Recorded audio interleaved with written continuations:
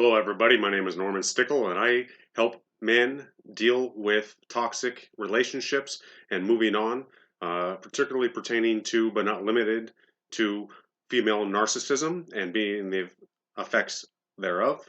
And in today's video, I will be including and describing what I believe to be some of the top 10 traits of the female narcissism. Um, and in the order of receiving about maybe possibly what the transition of the relationship may look like if you ever find yourself in or believe you may have been in or affected by a female narcissist. Um, and in the link in the description below, I have included my Calendly link. So if you find anything in this video helpful and you believe that you would like to work with me further, please feel free to click the Calendly link and book a free strategy call with me.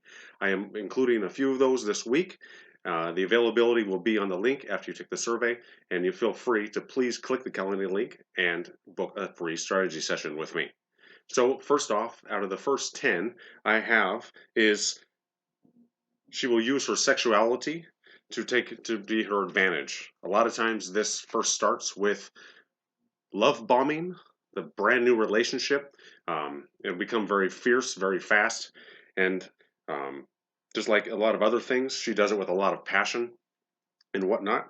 But really, it's an underlying agenda to further herself and secure what I would consider to be narcissistic supply. Um, there may be even personally the I love you thrown in there. Any type of manipulation that she feels is going to further um, her getting a stronghold on you and kind of wrapping you around her pinky, so to speak, by infatuating the whole new love, the, the stage of everything is new and fresh and exciting, and she will take advantage of that. But really, it's designed to hook a new supply. Secondly, I have um, fiercely competitive because she is going after what she wants, but yet she is going to be to the point where she is including, but she is going to be very competitive of the people around her, especially other females that she may think that maybe she may see as a threat to you. Um, and she will do whatever she has to do to stabilize herself as the alpha female and put herself at the top of the chain, whether it has to be through subtle manipulation tactics um, and whatnot. But it's all about her making herself look better than the other females, and it comes down to her being all for her for being status quo. Um, this all has to go back to with her to have her have feelings of superiority. And so in the next one, I have jealous, which this is kind of leads into being fiercely competitive because she's going to be underlyingly, she may not show it right off the bat, but underneath the surface, she is extremely jealous of other people, the relationships, and especially other females if she views them as a threat. And that goes for family members. Daughters, it's not excluded to one or another necessarily. If she views any other female, especially females, as a threat, she will try to establish herself as the alpha female. But she thinks that others are jealous of her, but really underneath the surface, she is the one that is jealous of other people because she has a false sense of confidence, and she's going to use that to cover up her feelings. She's going to portray that false sense of confidence to be able to portray to hide her feelings of jealousy, and she's not going to let them be seen unless she slips up. But very rarely you will actually get a glimpse of that. And if you do, good for you. Note it, pay attention to it, and keep it in the back of your mind because you will start to notice the patterns as time goes on. She's also overly concerned with her appearance, mainly of how others view her. She has this ideal version and view of her own self, where she is this perfect state where she doesn't need anything, no corrections, nothing needs to be changed within her. She is perfect as she is, as a lot of us think that we are, which is our view of our own self. But it is overly exaggerated to the point where she is so superficial. A lot of narcissists in general, not just females, but are very superficial. They don't have that inner connection with what is really truly below the surface. So everything that you try to get out of them is always going to be superficial. Once you try to pry and get too deep, they will shut it down. They'll move the conversation, and they'll manipulate it to another sense so that they can't be vulnerable. That scares them. Being vulnerable is extremely uncomfortable and scares them to the point.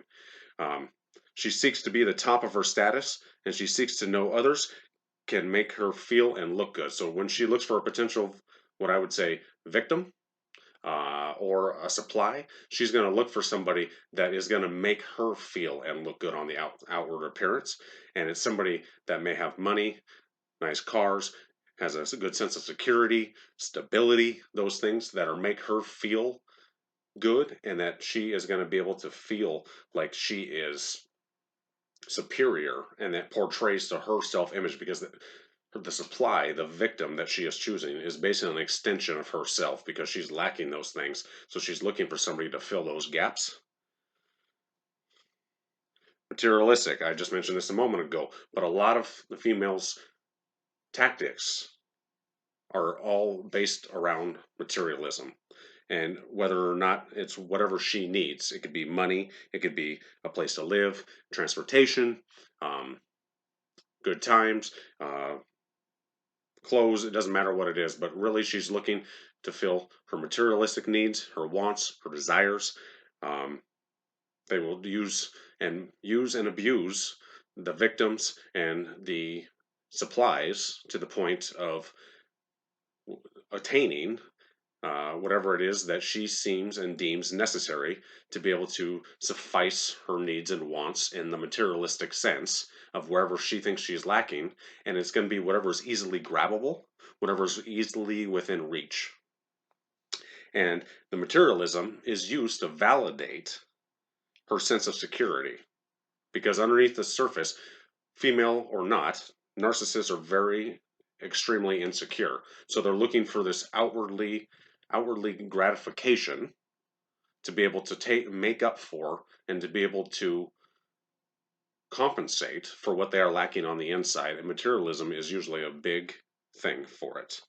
And it makes her feel good to be able to gamble, to be able to buy things, flash things, have cars, and and whatever it is. So if you are very affluent and you have a good stability, she will probably most likely pinpoint you at some point in time for that.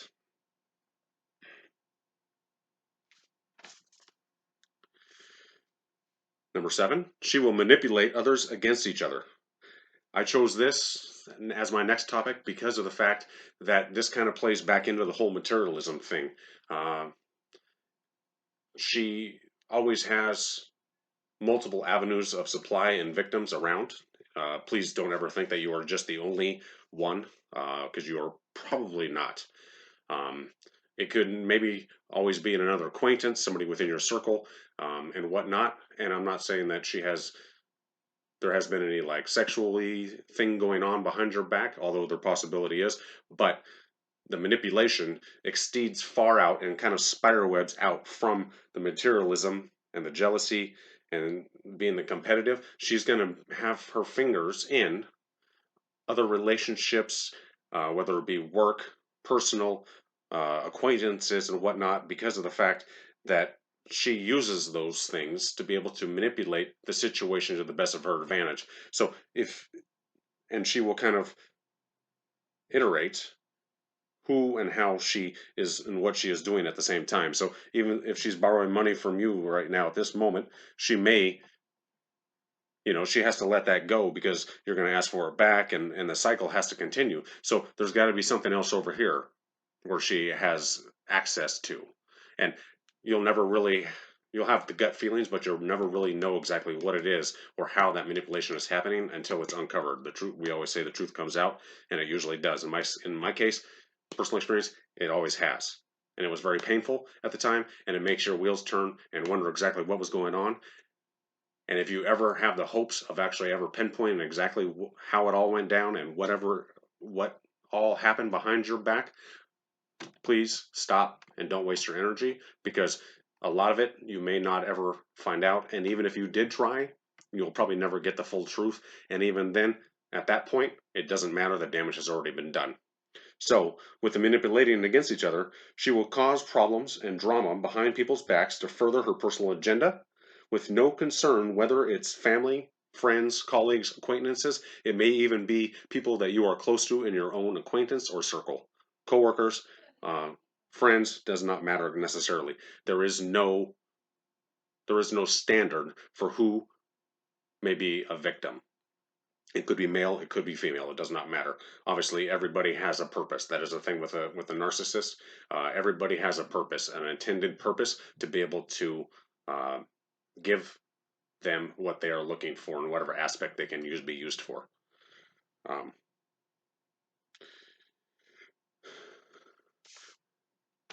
Next, I would say that she has no regards for personal boundaries.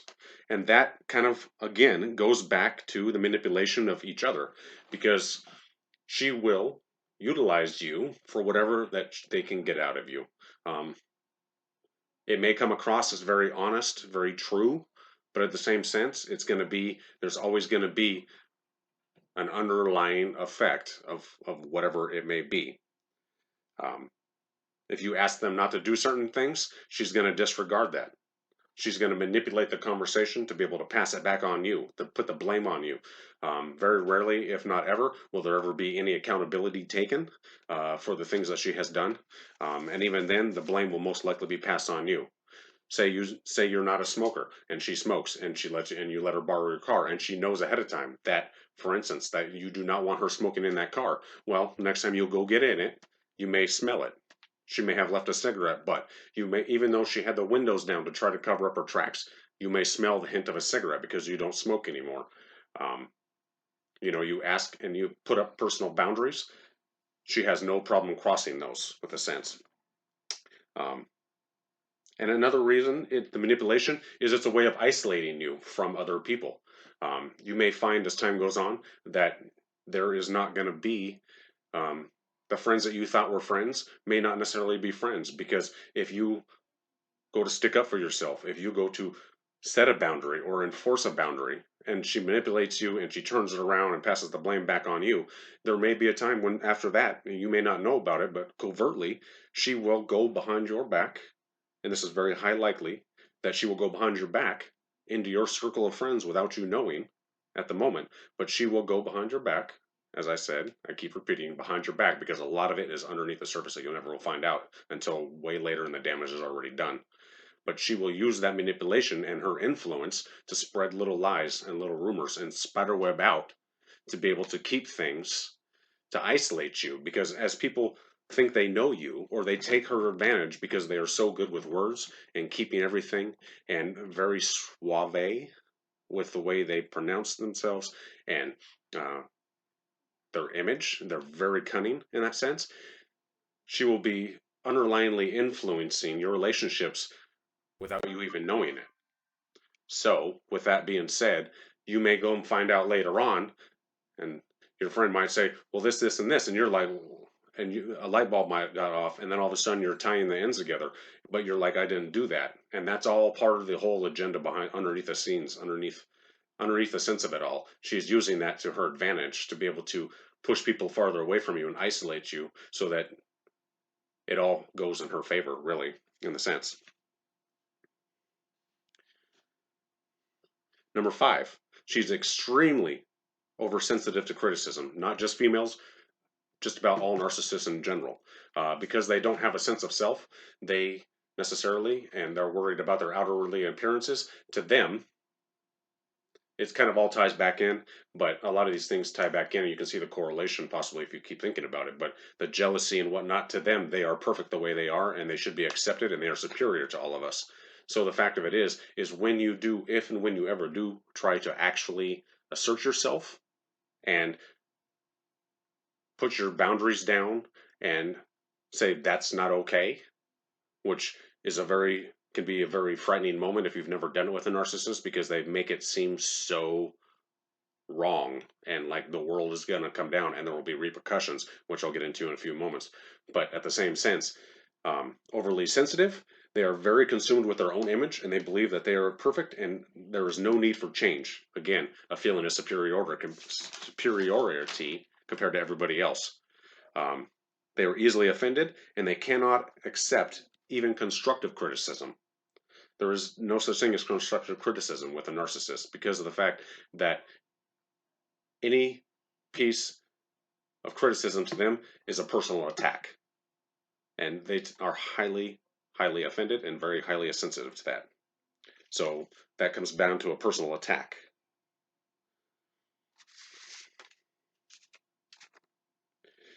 Again, the next step, I would say they are drama queens. As I've kind of progressed through this, you can see how I have kept this going. But from the whole jealousy and the the no regard for personal boundaries, and then using the manipulation behind your back, and then turning it into you wanting to stand up for yourself and place some boundaries and say some things to them and criticizing them, they are going to turn around and they are going to put that back on you. Again, pass the blame back to you, not take fault for it. Take the conversation and manipulate it, and or just completely ignore it like it's not even a problem, because to them it's not, but to you, you've just had some sort of your sense of self violated. And if you don't say anything, they're going to keep doing it. But even then, when you do say it, you're going to hit a wall. I urge you to say something and keep saying something, because the more you say it, the easier it gets, and the more you will push through. And over time, you will get small wins, because the moment you don't say something, you're giving away your personal power.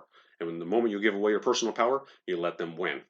And if they can win once, they believe they can win again.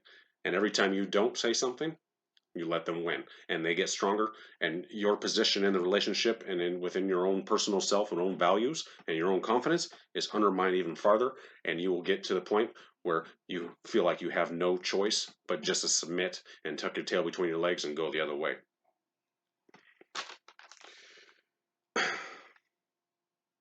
So they typically will lack a lot of depth, like I mentioned earlier. Everything for especially a female narcissist, is very superficial, and they will over exaggerate it, and outrightly, if crossed, they will blow a situation up and drag it out to get their way by making you extremely uncomfortable. What you need to do is take the tables and turn that towards them, because you are not responsible for their actions. You are not responsible for their feelings, as if we all are responsible for our own what is ours specifically. Um, if she does not get her way, she will make sure that you know it, you feel it, and she will not forget it. So they are very good at remembering things and bringing up the past. So if it could be a couple months down the road, something else crosses that line, they'll bring it up. Well, remember the one time you did this, and again, that's underlying your confidence. That's chipping away at who you are at your core. And these tactics are strong and kind of sprinkled throughout the whole process of how everything will go down. And lastly, and not least, they use manipulation as punishments. And this was a big one for me. If you don't do this, you don't get to do that. It's all like it's a game. It's like a reward system, which is no way to run a relationship. If you want something, you should not have to do something just to get it. It should not be a reward system, a point system. But they are very good at keeping track of those things, because it keeps the binds of control on somebody. And it says, oh, well, I guess, okay, I can do that for you, because then I get this in return. It's like that good boy treat. No, no, no, no, no. Please, by all means. Like, it seems very alluring, especially, again, a lot of this could be used in different tactics, and you will probably find it different in whatever the situation pertains to, whether it be money, if they're the primary monies. In my experience, the female was not, so money was a big lesson that I had to learn in my situation. And that was not really a tactic, but more or less the female narcissist's sexuality will be probably more so a big part in this, depending on her position, whatnot. But they can and will withhold affection. use the silent treatment, which is actually what some of the best treatment that we can give them is literally, a lot of people know, but no contact, or what you would call gray rocking. Just completely, just unemotional, undetached as much as you possibly can.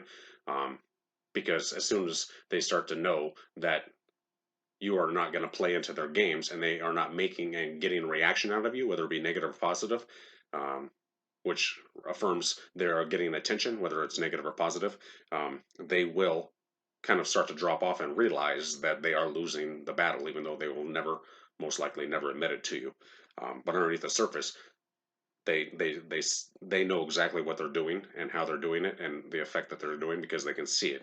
We all have probably seen that narcissistic smirk at some time in our relationship, or doesn't matter if it's personal, business, or whatnot. But if you have been exposed to a narcissist, you have probably been exposed and probably caught that smirk at some point without even really realizing it, and been later like, huh, and it probably got you at some point.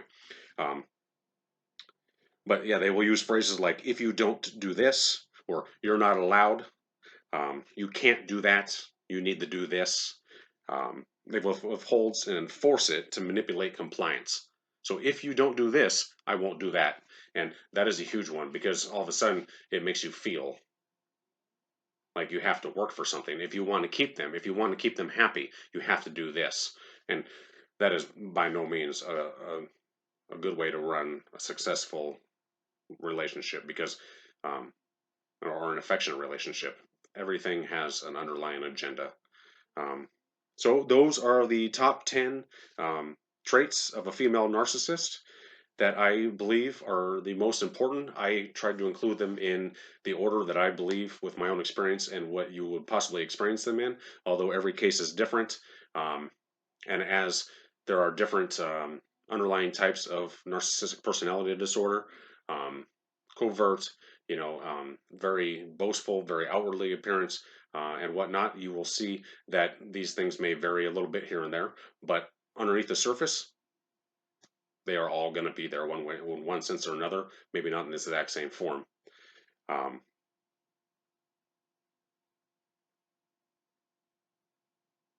Again, my name is Norman Stickle, and I specialize in helping men heal and move on from toxic relationships and achieve their dreams and goals. And if any of this has caught your attention, or if any of this has caught your attention, or you feel that I could be of help to you, please include and click the link and book yourself a free strategy call. And again, I thank you guys, and I'll see you again.